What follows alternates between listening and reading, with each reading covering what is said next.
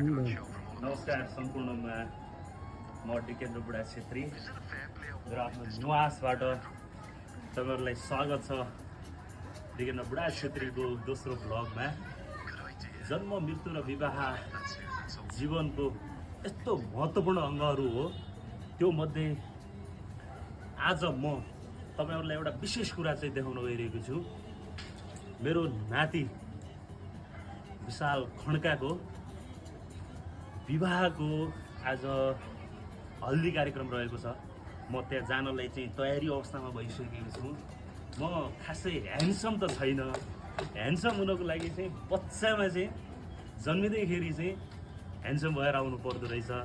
अहिले चाहिँ जति पनि सुगारिए तापनि म चाहिँ त्यति ह्यान्डसम हुन सकिरहेको अवस्था छैन। किन भन्दा म बच्चा बेलादेखि नै जन्मिने बेलादेखि नै खासै ह्यान्डसम त जन्मिएन। गाइजहरू, तपाईँलाई आज चाहिँ हाम्रो चाहिँ एकदम महत्त्वपूर्ण चाहिँ रमाइलो गरेको भिडियोहरू चाहिँ तपाईँलाई देखाउने छु। यो भिडियो हेरेर चाहिँ नछुटाउनु होला। अटो कुदिरहेको अवस्था छ।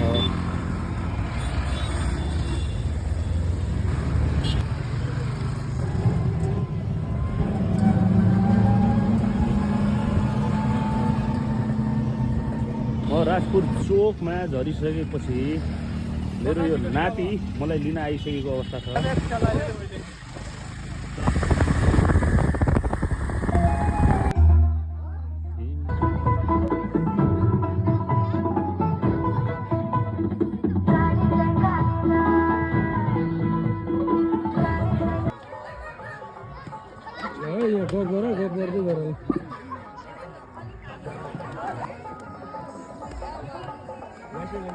तर हेर्दै गर न, बुढा गर्दै गर।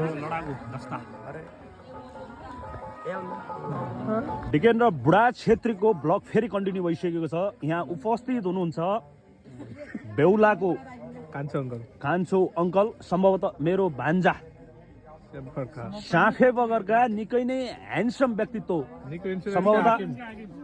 सम्भवतः उहाँ फिजिकल्ली त यस्तो ह्यान्डसम हुनुहुन्छ भने एकदमै मनदेखि पनि ह्यान्डसम हुनुहुन्छ। तपाईँलाई स्वागत छ हाम्रो यो ब्लगमा। स्वागत छ तपाईँलाई यो हाम्रो ब्लगमा। तपाईँ यो विवाहको लागि अछामदेखि धनगढी आइसकेको अवस्थामा तपाईँ आज चाहिँ कस्तो फिल गरिराख्नु भएको छ? तपाईँले कतिको एक्साइटेड हुनुहुन्छ विवाहको लागि?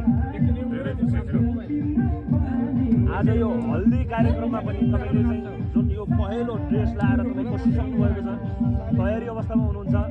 तपाईँ खुसी हुनुहुन्छ? सम्भवतः